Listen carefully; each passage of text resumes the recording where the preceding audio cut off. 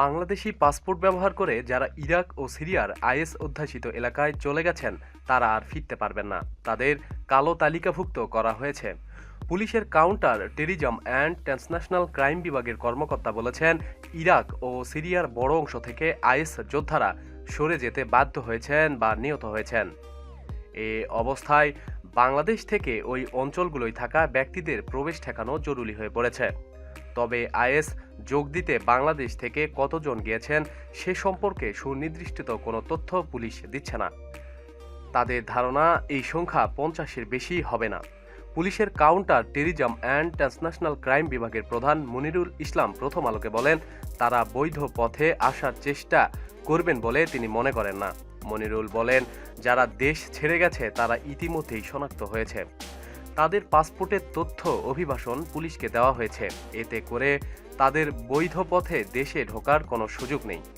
তবে Bangladesh institute of international security and স্ট্র্যাটেজির research fellow Ashiq Rahman বলেছেন, বিমানবন্দর দিয়ে প্রবেশের ক্ষেত্রে হয়তো আইএস ফেরত বাংলাদেশিরা বাধা পড়বেন, তবে সীমান্ত দিয়ে প্রবেশের ঝুঁকি থেকেই যাচ্ছে।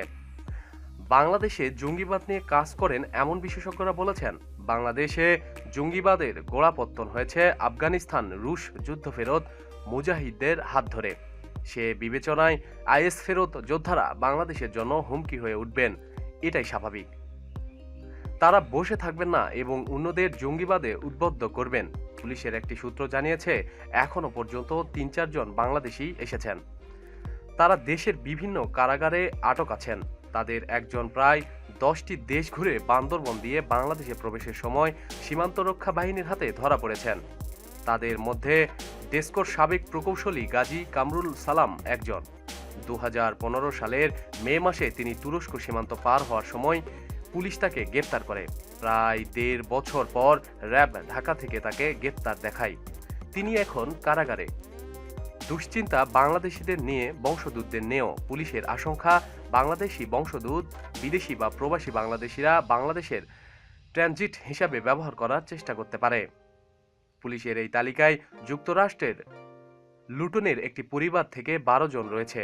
এই পরিবারটির প্রধান 75 বছর বয়স আব্দুল মান্নান। পরিবারের 1 থেকে 11 বছর বয়সী 3টি শিশু, নারী ও পুরুষ সদস্য সবাই আইএস নিয়ন্ত্রিত অঞ্চলে রয়েছেন বলে ধারণা করছেন তারা। 2015 সালের 10 এপ্রিল তারা যুক্তরাষ্ট্র থেকে বাংলাদেশে আসবেন। 11 মে তুরস্কের ইস্তাম্বুল হয়ে সিরিয়ায় যান বলে তথ্য পেয়েছে পুলিশ। প্রতিদিন সব খবরাখবরের জন্য সাথেই থাকুন এবং সাবস্ক্রাইব করুন। ধন্যবাদ।